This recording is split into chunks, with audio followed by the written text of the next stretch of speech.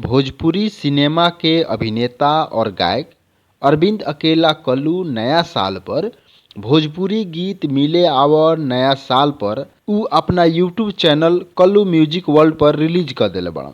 ई music video में उ भोजपुरी अभिनेत्री शिल्पी राघवानी के साथ स्क्रीन शेयर करतारन। म्यूजिक वीडियो के शुरुआत में अभिनेता नजर आवतारन और उ नया साल में अपना प्रेमिका के छोटे छोटे गिफ्ट देकर उनकरा के इम्प्रेस करे के कोशिश करतारन, लेकिन नायिका जौन बाड़ी उनकर देवल गिफ्ट से इम्प्रेस नइखी होत।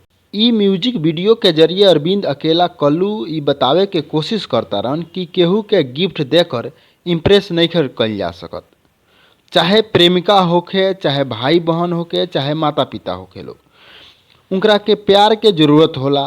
अरविंद अकेला कल्लू ई म्यूजिक वीडियो के जरिए अपने प्रशंसक लोग के समझावे के कोशिश करतारन कि आवे वाला साल में सबसे प्यार से रही। म्यूजिक वीडियो मिले आवर नए साल पे भोजपुरी अभिनेत्री शिल्पी राघवानी अरविंद अकेला कल्लू के साथ स्क्रीन शेयर करतारी, जौन उ बिहार के गोपालगंज जिला के एक छोटा सा गांव मीरगंज के रहे वाला बाड़ी। शिल्पी अब पवन सिंह, खेसारी लाल यादव और अरविंद अकेला कल्लू के साथ कई म्यूजिक वीडियो में काम कर चुकल बाड़ी।